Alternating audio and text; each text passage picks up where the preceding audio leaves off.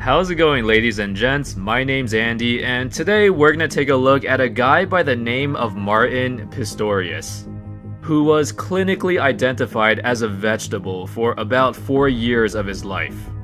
First off, I'll give you some context on who this guy is. Martin was born in South Africa in 1975. He grew up as a normal kid who just loved technology, and he loved to mess around with electronics and circuits. He was pretty tech savvy as a kid, and he never had any issues with his health or disabilities or anything like that. However, by the age of 12, something went terribly wrong. Martin slowly started to lose control of his own body. It first started with him losing the ability to move his legs or arms, and then he lost his ability to make eye contact and the ability to speak. His parents had no idea what was going on, and they brought him to the hospital, but the doctors did not exactly know what was happening to him either. They assumed that it was some combination of meningitis and tuberculosis of the brain. The doctors tried to help him, but nothing could get him out of this state.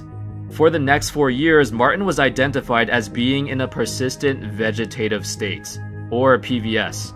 This is a disorder where the person is in a chronic state of brain dysfunction, in which a person shows no signs of awareness whatsoever. It's a very rare disorder, and sometimes patients could remain in this vegetative state for their entire lifetime. Yikes. Obviously, this was a scary situation for Martin and his family. His parents were in shock that something like this could happen to Martin, especially since there weren't any previous signs leading up to it. The doctors actually told his parents to bring Martin home and keep him comfortable until he dies. So yeah, they were expecting Martin to not wake up again.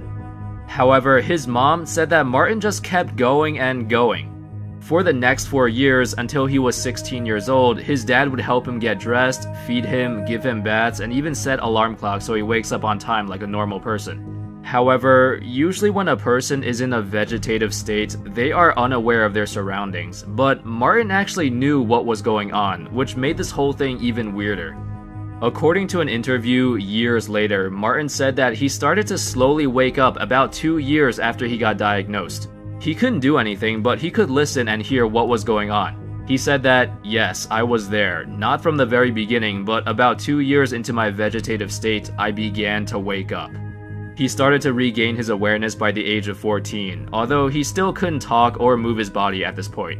Martin's condition was improving every day, but he realized that nobody knew he was getting better because he could not tell them. It must have been very frustrating for him, but when looking back at this situation, he said that everyone was so used to me not being there that they didn't notice when I began to be present again.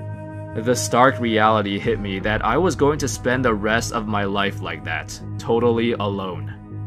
Martin's worst memory during his vegetative state was when he'd lay down at the special care center and the caregivers would play reruns of Barney on the TV for hours and hours every single day.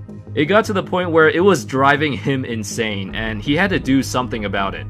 Over time, he started to slowly gather his thoughts and slowly regain his memory. By the time he was 16, Martin felt a lot better and he pretty much regained his full consciousness. He was able to make small movements with his hands and feet, and that progressively improved as the years went by. He also started to make small responses, like nodding his head if someone asked him a question and smiling when he's happy. By the age of 25, Martin became fully capable of understanding speech, and he had full control of his arms and hands. His parents even bought him a computer with text-to-speech software, which allowed Martin to communicate with other people by himself.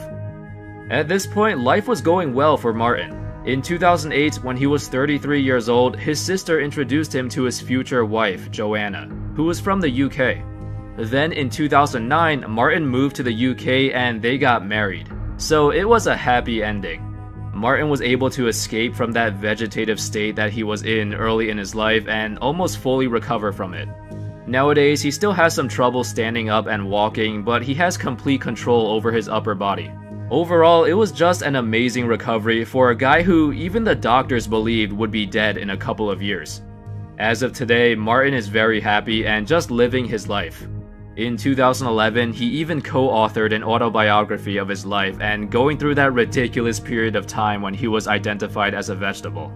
The book goes into a lot more detail, and Martin describes how it felt like he was being trapped in his own body. It's a great read, and for those who like to read books, I definitely recommend it to those who like this kind of stuff.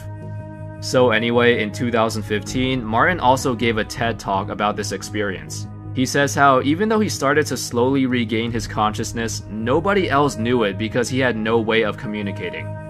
But yeah, that's pretty much it. That sums up the story of Martin Pistorius, the man who was clinically identified as a vegetable, but he was able to make an amazing recovery. Up until this day, doctors still don't know the exact cause of Martin's condition. That's just scary to think about. Anyway, thanks for watching everyone. I hope you all enjoyed that video. If you did, don't forget to leave a like, subscribe, all that good stuff, and I'll see you next time. Peace.